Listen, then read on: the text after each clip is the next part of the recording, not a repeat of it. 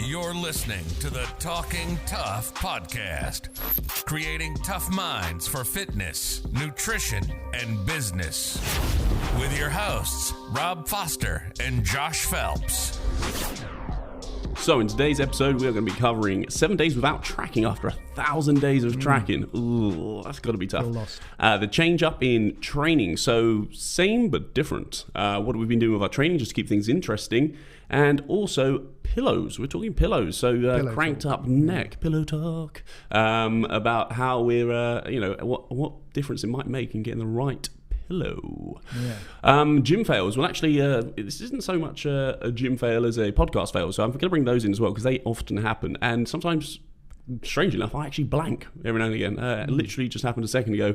I was looking at Rob and I was like, oh, and in the end, just had to completely. We've never had to. I think that's like stage fright. You know, when you go to the bathroom, like you really need to do something. It's like, okay, there's other guys in here and I can't do it. It's getting awkward.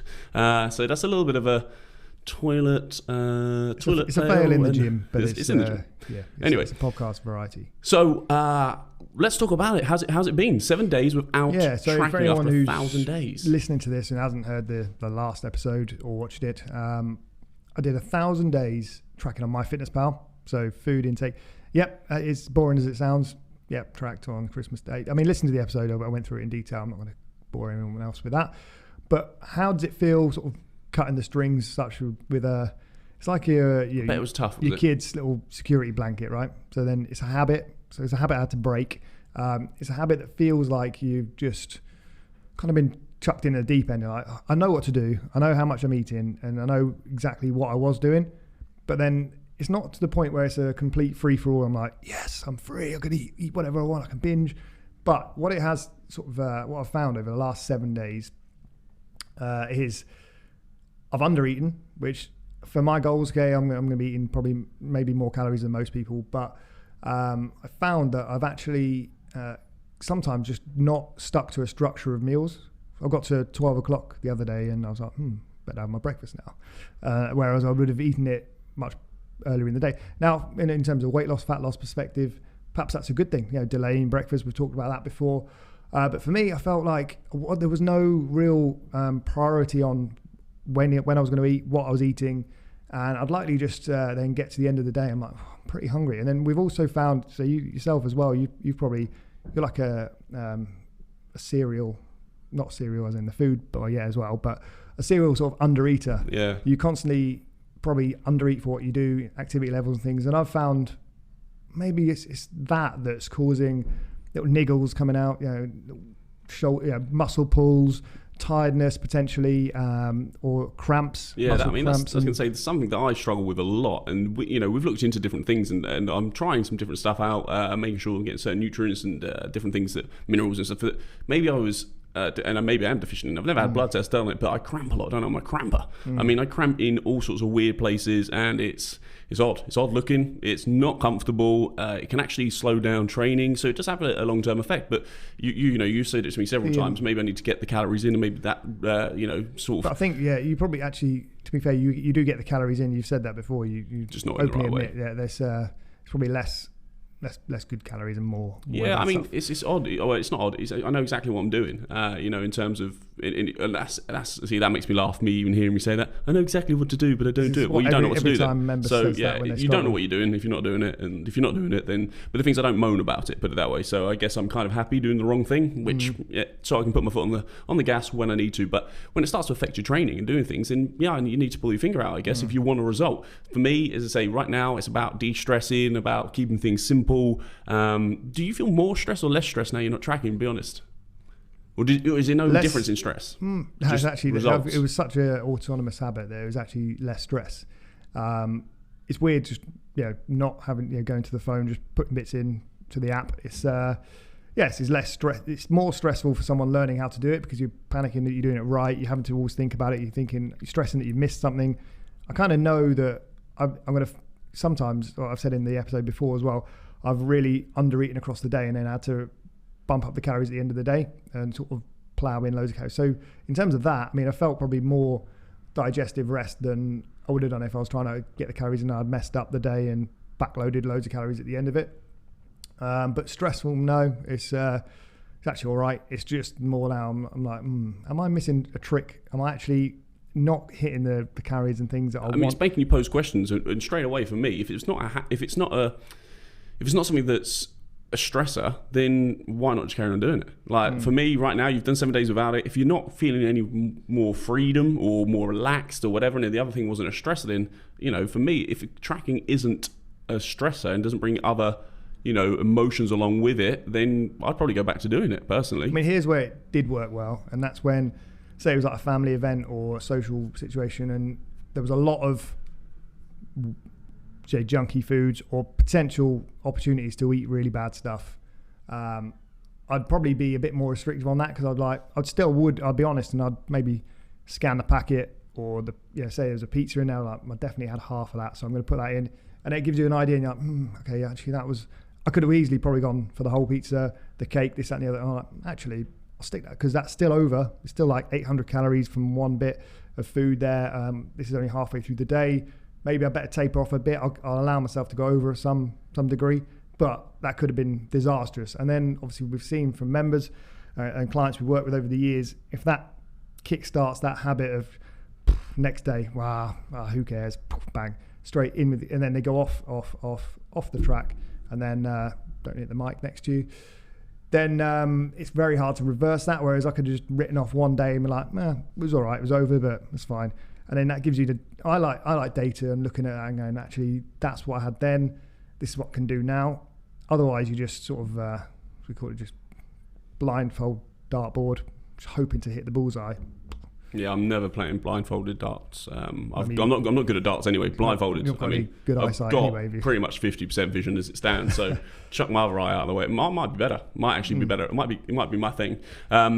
It's been, I think it's an interesting thing, and I definitely think it's something I almost want everyone to just almost give a go.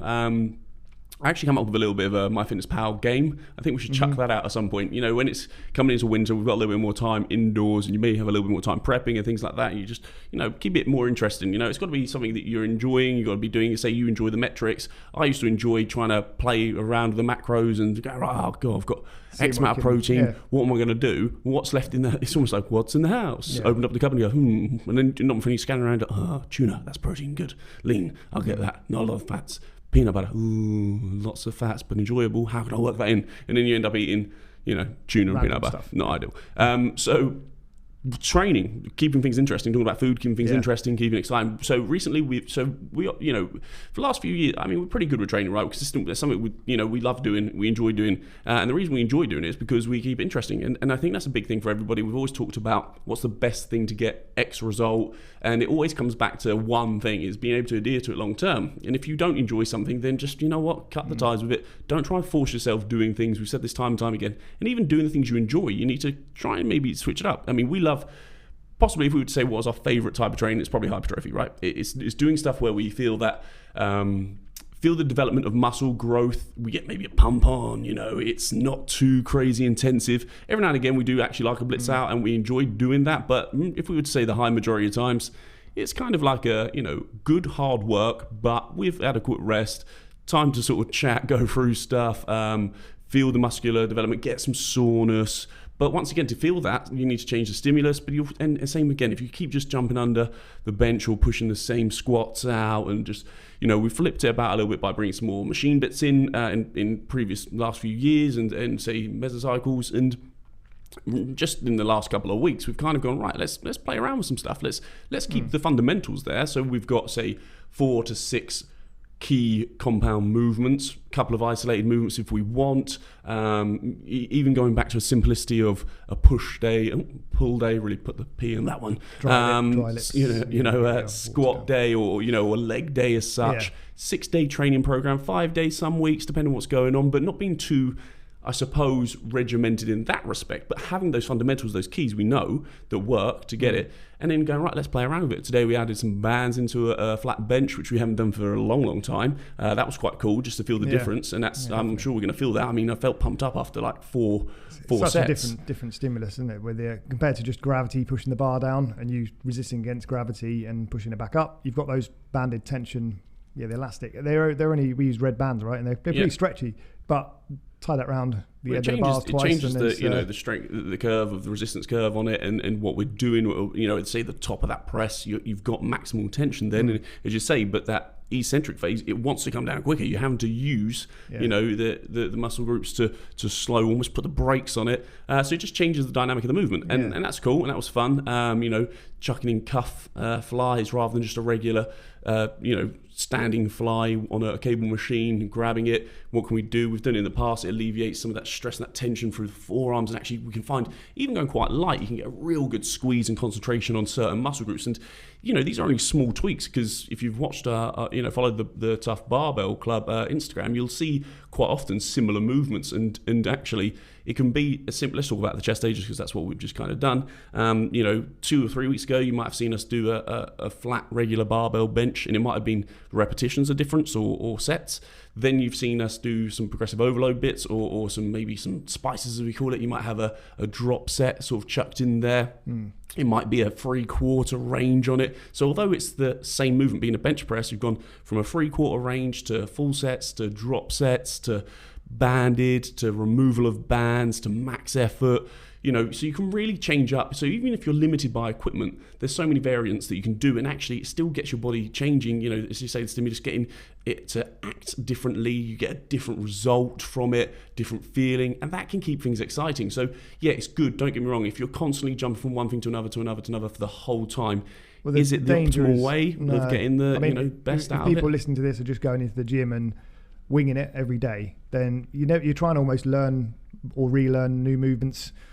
Trying to think on the spot of what. We pretty much put that session together on the spot, but we've got probably a good repertoire of knowledge, of things we've done in the past. We've got good movement patterns. If someone listening to this is probably newer to lifting weights, they may struggle with going in without a program. But the danger, like you said, is going in with a program that you do over and over again, and expecting better results when your body's going to adapt and actually make changes, or want to make changes. So we did it. We trained with under a coach for probably about 18 months, didn't we? And at one point I think he must have gone on holiday or something. We didn't get the program, and we're like, we'll do the same program, but we'll do it really slow, negative reps. We had to drop the weight.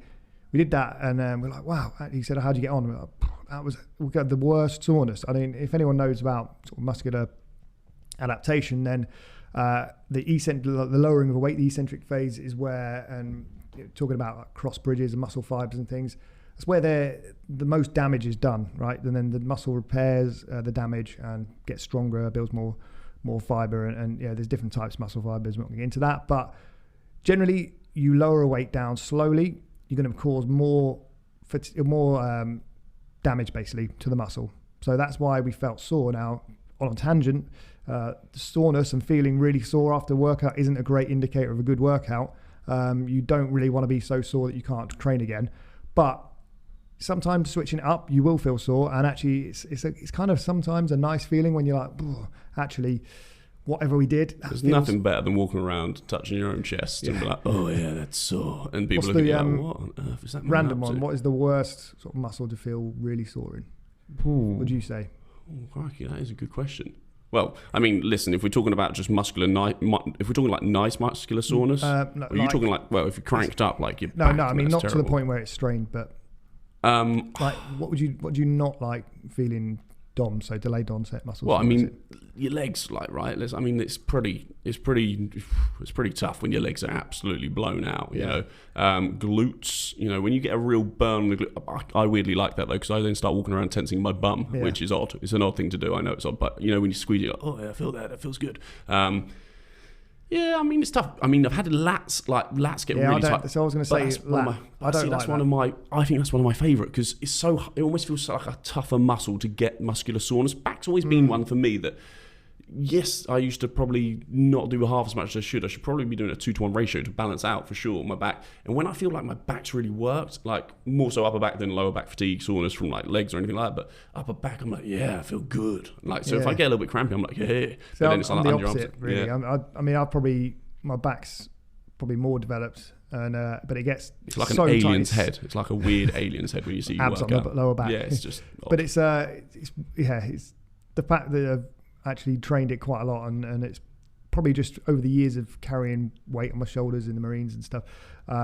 Back's just strong and solid, but it's almost too muscular, which sounds weird. It's not like muscular like a bodybuilder, like really, really, really bulky, but I've got I can almost tense my back, squeeze up shoulder blades, and actually put some certain almost pull muscles by tensing so hard. Let's link that not into the nice. next thing, It's not right? nice because, and especially when it affects golf, which it has done. I've trained, swung golf club, obviously a bit of carbon fibre, whatever. It's pulled a lat swinging a golf club because the muscles are so tight and they're almost overworked. So perhaps I just need to get really beaten up on a regular basis by a massage therapist because we really don't, for the amount of lifting, we don't look after the muscles as much as they should. But I don't like that. Well, this week you've had a bit of a. We did some banded overhead pullovers, dumbbell pullovers over. So once again, look through the stories, you see that, and actually, follow it's Tough right? Barbell. Actually, Tough Barbell Club on Instagram. We're going to be pretty much putting most daily training that we do there, and follow the stories for the up to date things, and then obviously the clips and the swipe files for the. So it's not going to be videos. Crazy fancy things all the time. No. As we said, getting the structure's key. Building good basics, fundamentals is key. They'll always be in our programs. We will chuck in spice. We'll keep things fun, give you new things to try, hopefully. Ask questions on there. That's great. But just say, unfortunately, sometimes you do get a little bit sore. You get a little bit jacked up. Let's say when you've got crazy back muscles like you, and let's say you went over the head, didn't you, with the dumbbell, and you pulled something a little bit, maybe nothing too major, but the thing is, I actually like that movement. We've done it in the past. So banded dumbbell pullovers. You might look back and see Josh doing them. You won't see me because I did like 2 reps and I was like in my trap. Just pulled. I thought you dropped the dumbbell. I did drop the dumbbell on the floor because I thought it was on your head. It was a sharp pain right down the back. Trapezius muscle, obviously. Not obvious for most people if they don't know. Some people might say, "Oh, my neck's stiff."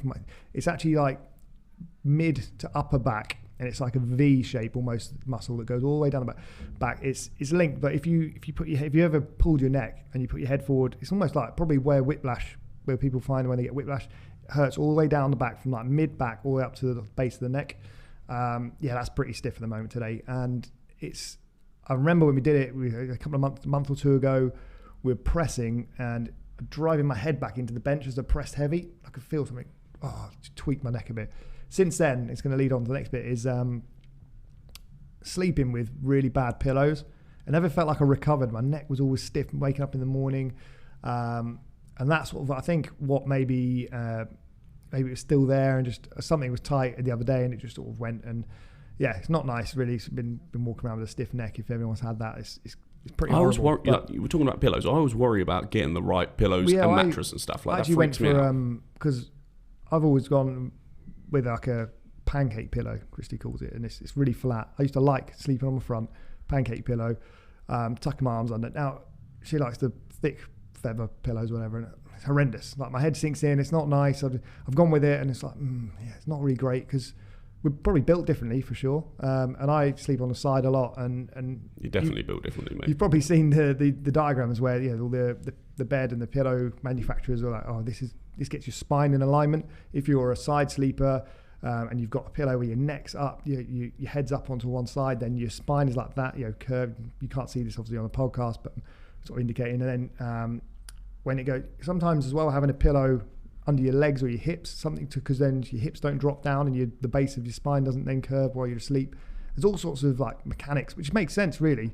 Why do we want to sleep in such if we're tired enough to fall asleep and just stay in an uncomfortable position, we expect to wake up feeling great when you've been in all sorts of contorted sort of shapes and your spine's all tight and it makes sense. So I found a neck pain pillow, which is like a memory foam, sort of contoured. It's got a wedge shape almost to it, but a few dips down. So whether you sleep, you tuck your neck into one of the dips or you have it on the side and it sort of try to align your neck.